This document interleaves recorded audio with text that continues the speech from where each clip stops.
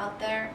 Again, now this is a little bit different in the traditional hypnosis world in that if you've attended a hypnotherapy training, chances are it was hypnotherapy training, and therefore there was a therapeutic aspect to it. Right. I mean, all I can say there is attend, go to a competent school. And the other thing that I would say is that be willing to move away, not only from, I know that most hypnotists understand that they need to move away from scripts, and certainly to be able to work with hypnosis in the moment. Exactly, know the language. But one of the things that I would also say is that there is an aspect to hypnosis which is far beyond anything you can say, and do your best to learn that material. And that's what you were touching on earlier that you're going to be doing in Poland, and right? that's the sort of thing we're going to be doing in Poland. And that's worth coming from the United States, because a lot of our viewers are going to be from all over the world. But wherever you are, don't let geography be a limitation for you to get this amazing training that you can get. I've purposely selected these NLP trainers and specialists because of their experience and their reputation. So Michael Perez, he's just the creme de la creme. I also wanted to say, Michael, talk a little bit about mentoring. I know you have mentoring programs. Yes. Mentoring programs are becoming more popular nowadays. If somebody's setting up a mentoring program, do you have any advice for them? Well, first of all, and this may be stating the obvious, but don't mentor people in something that you're not excellent in yourself. Nice. Like for example, I'm willing to coach people on doing things that I can't do. Right. Because coaching is about the structure of how you approach something. Yeah. I mean, I've worked with coaching and mentoring is very different. I've worked with concert piano players who play at the highest level, and I cannot play a note on the piano. Right. I can't play one note. I just won't know what it is. It'll just be whatever key I happen to hit. And I've coached athletes and track athletes, and I've never been a track athlete. And so certainly, and of course I've helped women with fertility issues, and I've never been a woman that I'm aware of. Okay. So we believe you might. I hope so.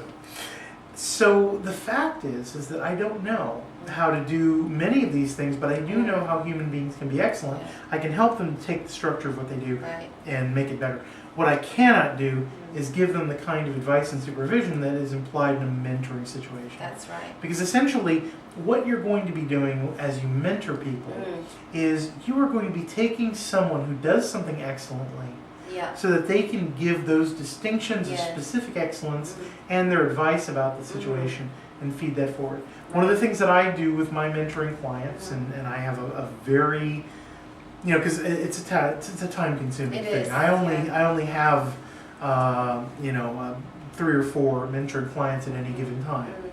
But when I take on a mentoring client, that's a relationship that I'm going to have to where they not only have to have access to me for, let's say, a weekly session, but they've got to have access to me via email. They've got to have instant message access to me. Not 24/7, but certainly during most of the time. Because essentially, what's going to be happening there is they're going to be saying, "I'm in this situation and I don't know what to do," and then they're going to refer to me. Right. And then I can tell them, "I've never been in that situation either." No, but I can at least say, "You can work it through." Yeah, exactly. I probably have been in most situations, or at least something similar enough that we can draw a corollary. And if I don't know, I can always direct them to somebody who does. Awesome. Yeah. So that's what a mentoring program I think really should be. So don't mentor anybody with stuff that you don't really know inside out. If you don't feel that you can already do what somebody else wants to be able to do, you can be in a coaching situation, but not a mentoring situation. Fantastic. As far as learning NLP, for somebody that hasn't yet learned NLP, do you advise that people go and see many different trainers, or do you think people should find a trainer they like and stick to it? Well, a couple of things, and I'm going to address a question you didn't ask. Okay. First of all, books are lovely, and they're much better once you've had an NLP training. Here's why. NLP is about the structure of the way that human beings interact with themselves and with others. If you try to learn that from a book, you are very likely to draw a lot of very lovely logical conclusions. You're going to learn a lot of terminology, and you are probably going to wind up with very little ability to do anything of any use. That has been my experience over and over again. There are very few exceptions, which I'm willing to concede. You may be the 0.00001 percentile that manages to be excellent from reading a book and never talking with another human being. But chances are, you need some experience, and you need to see NLP in action. You need to talk to some people. Find an exemplar, find someone who's excellent, who can do it excellently, and then one of the first things I'd recommend is talk to other people who have taken the course and find out how it has benefited them 6 months, a year, 2 years down the road. Finding a trainer you like is useful, certainly. But what I would also say is that your trainer is going to have one perspective on things. NLP is like a diamond. It has multiple facets. So I would say find somebody you like and learn from them, and then find somebody who teaches the subject in a very different way. Maybe somebody who trained with somebody else. And then maybe consider taking, like, for example, you might take your practitioner course from one fellow. You might take your master, but teaches it from a different perspective. The only other thing that I would say is that then some people tend to what I refer to as they go into orbit around prac trainings, and they just take prac training after prac training after prac training. Find other trainings, find more advanced trainings, train in similar but related fields. Take an advanced hypnosis course. Take something else. Everyone's therapeutic course. Take it. Or if therapy is your boat, then take that. If not, take a sales course. Take a persuasion course. But find people who are ethical and excellent. The way that you find those people is to talk to the people that have been in their courses over an extended period of time.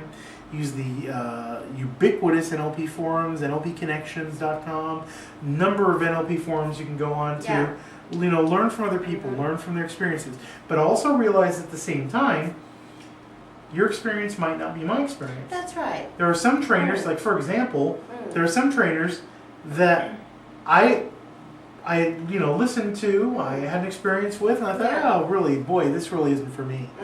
And then I came back and I trained with them 5 years later when I was at a different point in my life. And I went, oh my God, what did I just learn? It's happened to me as well. Exactly. Because you need different things at different points in your life. You don't, one trainer might be, the absolute, you can't get enough of this guy right now.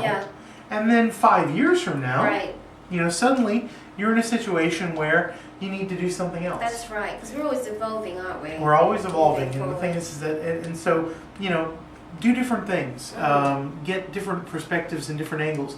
Just make sure that you're tracking for excellence, and that you're talking and having human relationships with the people who have done this to make sure that they're getting the kind of results you want. Fantastic.